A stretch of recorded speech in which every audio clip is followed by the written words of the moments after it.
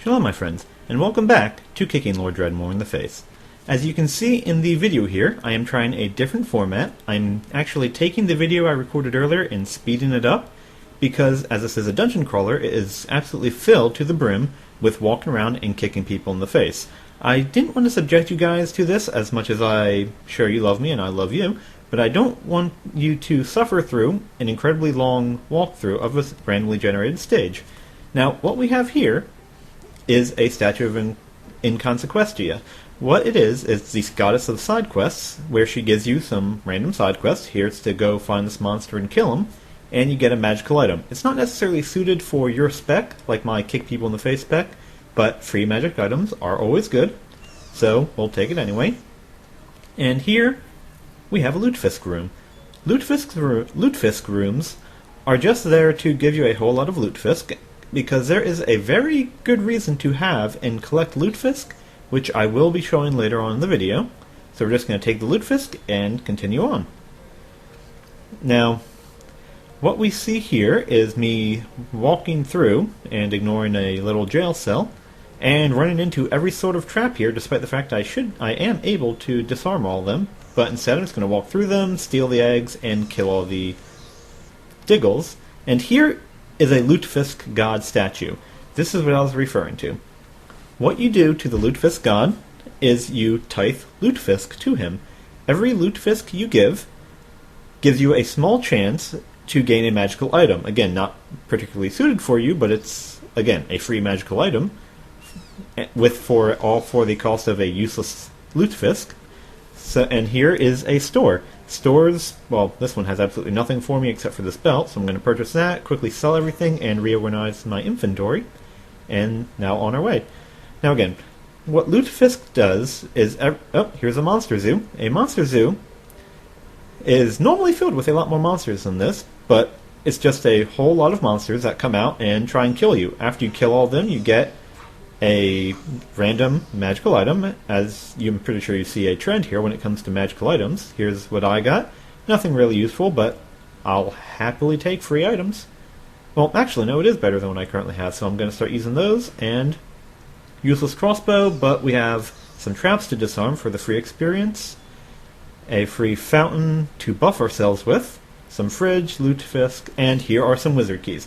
In the latest expansion, there are now dimensions, as you saw in my previous video with the magical text. This gives us a pocket dimension, which once we enter, we will be able to have our own little house, so to say. What we can do here is we can drop items and store them, if we so desire. And we also have this little thing over here, which takes us to new dimensions if we have the keywords. I did not write them down, so we're not going to be going anywhere. So we can frankly ignore that for now. I'm pretty sure I'll show you a portal at some point in time, but since there's nothing else to really do here, let's leave the pocket dimension. That's a little graphical bug, and we'll speed up and continue on our little dungeon crawl. More monsters to kick. And what happened here is there was an actual mini-boss monster in that group that if you kill the boss, all the monsters flee. And that's me just shooting them in the face with a crossbow, so I don't have to chase them down. That was me ignoring traps. And what we're going to do here is... I learned something today.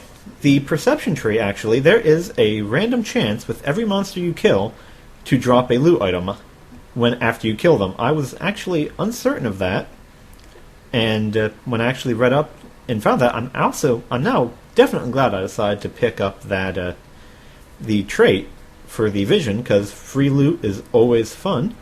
More shops, just sell more useless junk and organize, and then we'll just continue on. Yeah, nothing really worth my time. Let's just continue on.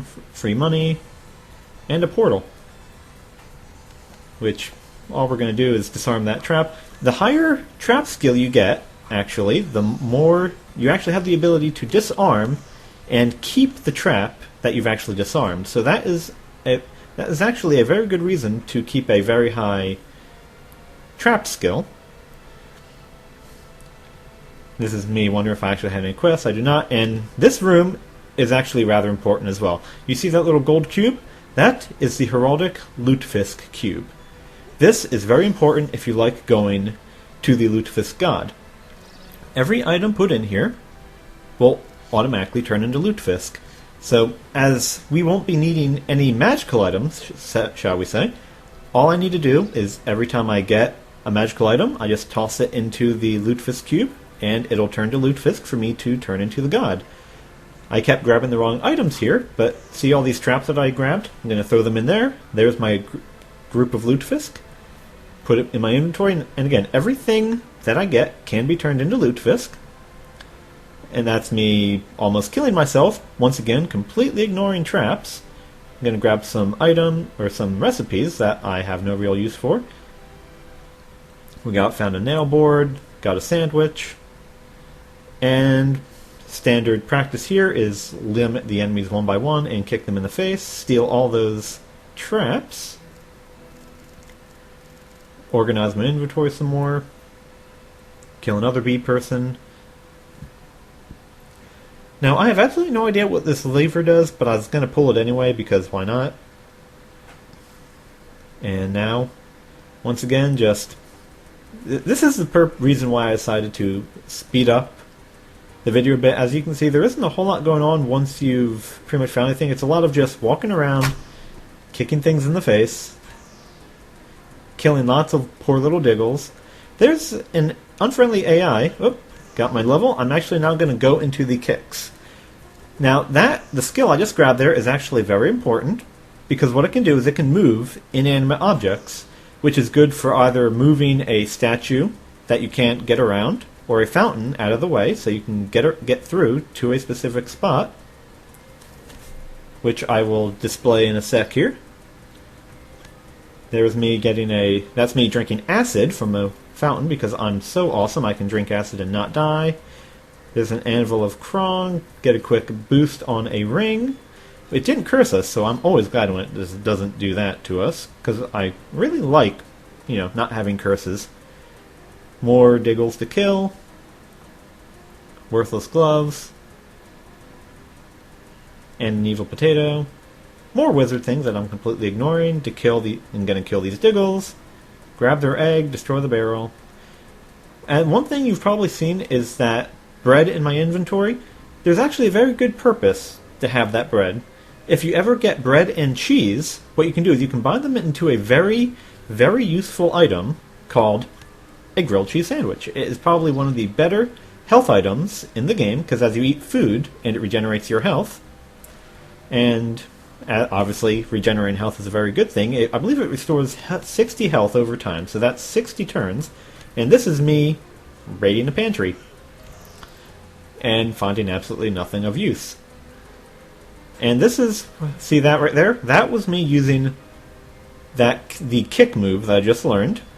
And this is me chasing down these bee people with a wand because I don't want to run around and try and kick them. So I'm just going to use my fire wand and kill them all, like that.